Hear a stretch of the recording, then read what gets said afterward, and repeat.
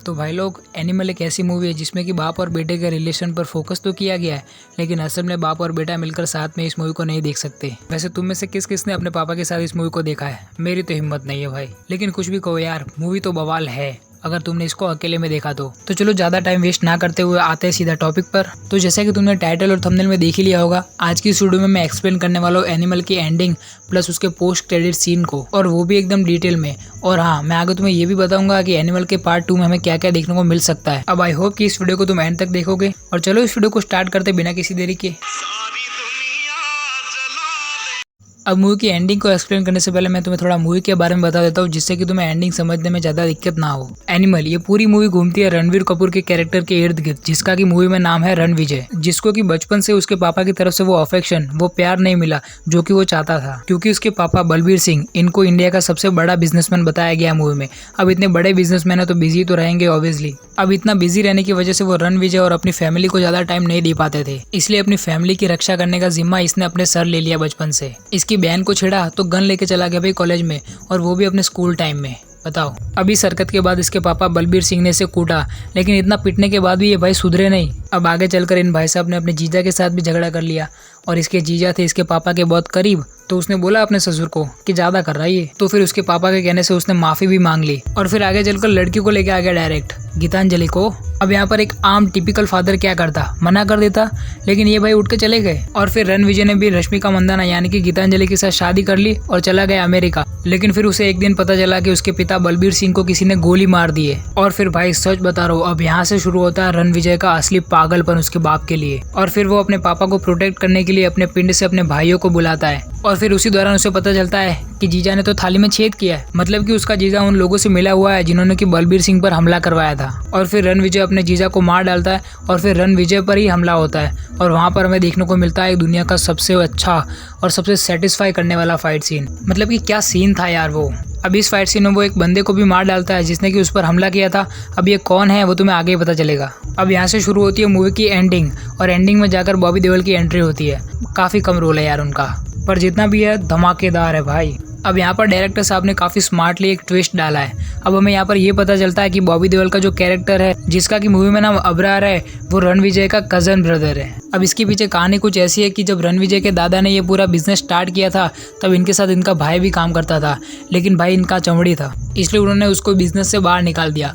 और फिर जब उन्होंने अपना बिजनेस बलबीर सिंह के हाथों में सौंपा, तब बलबीर सिंह के चाचा, जिनको कि बिजनेस से बाहर निकाल दिया था, उन्हीं का बेटा आगे यहाँ पर बिजनेस में हिस्सा मांगने लगा। तो बलबीर सिंह ने भी कह दिया कि चल निकल इधर से। एज अ भाई मदद मांगता तो कर भी देता, और इस भाई ने बलबीर सिंह की बात को इतना ज़्यादा सीरियसली ले लिया कि सीधा इस्तांबुल चला गया। वहाँ पर धर्म परिवर्तन किया और वहाँ पर बहुत सारी शादियाँ की, और जिससे कि उसको बहुत सारे बच्चे भी हुए, जिसमें से कि एक है बॉबी देओल का कैरेक्टर अबराम। और पिछले वाले फाइट सीन में रणविजय ने जिस आदमी को मार डाला था, वो अबरार का ही भाई था। एक तो चाचा ने उसके बाप की मदद नहीं की और बेइज्जती करके निकाल दिया बाहर, और ऊपर से उसके बेटे ने उसके भाई को ही मार डाला। एक तो पहले से उसका प्लान उसके चाचा बलबीर सिंह को मारने का पहले से ही था, लेकिन अब उसके भाई की मौत ने उसको और ज्यादा गुस्सा दिला दिया था। लेकिन इसने खेला माइंड गेम। जब उस वाले फाइट सीन के बाद रणविजय घायल हो गया था, तब उसे एक हार्ट की जरूरत थी।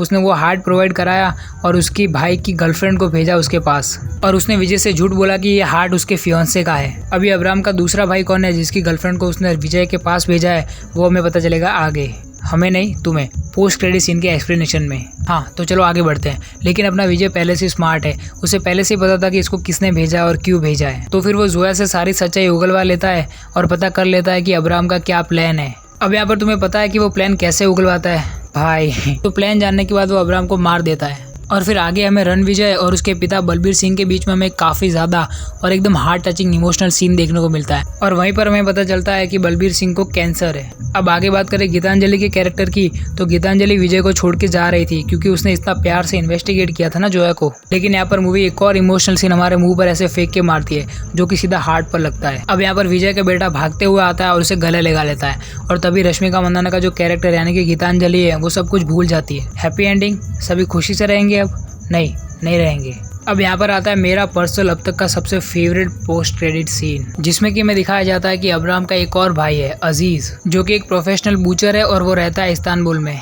और मैंने तुम्हें जो पीछे अब्रार के दूसरे भाई के बारे में बताया था वो यही है।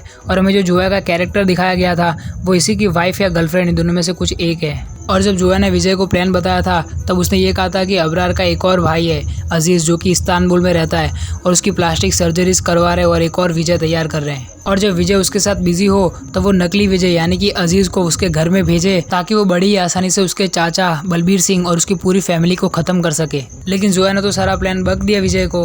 अब अजीज़ क्या करेगा?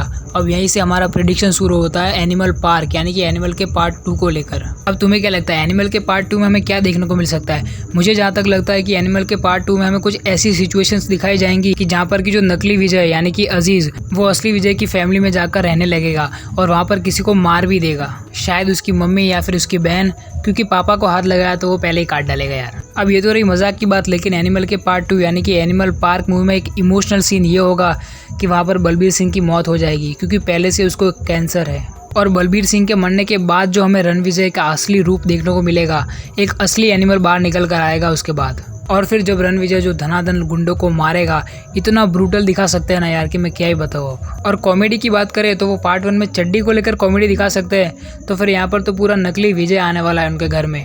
तो अब सोचो किस टाइप की कॉमेडी देखने को मिलेगी हमें, ब्लैक कॉमेडी भाई, या फिर कह लो अडल्ट कॉमेडी। और फिर लास्ट यानी कि फाइनल बैटल देखने को मिलेगा हमें रणवीर सिंह वर्सेस रणवीर सिंह, क्योंकि भले ही विजय और अजीज़ का कैरेक्टर अलग अलग हो लेकिन उसको निभा तो सिर्फ रणवीर सिंह ही रहे ना। अब तो यहाँ पर जस्ट इमेजिन करो कि ऐसा हो गया तो क्या ही यूनिक क्लाइमेक्स बनेगा भाई। अब चलो सपनों की दुनिया से बाहर आ जाते हैं और मैं तुम्हें याद दिला दूं कि ये सिर्फ एक थियरी है, इसलिए इसको ज़्यादा सीरियसली लेने की ज़रूरत नहीं है। संदीप रेड्डी वांगा सर इसको बहुत अच्छे से प्रेजेंट कर सकते हैं, जो कि वो एनिमल के पार्ट 2 को करेंगे भी। तो चलो अब इस वीडियो को यहीं पर ख़त्म करते हैं। अब वीडियो तुम्हें कैसा लगा ये मुझे कमेंट्स में लिख के बताओ, और अगर ये वीडियो तुम्हें पसंद आया तो लाइक मार दो इस वीडियो को, और कहीं से भी नया आ गया तो चैनल को सब्सक्राइब भी कर लेना। मैं मिलूंगा तुमसे किसी और अगले वीडियो में। बाय।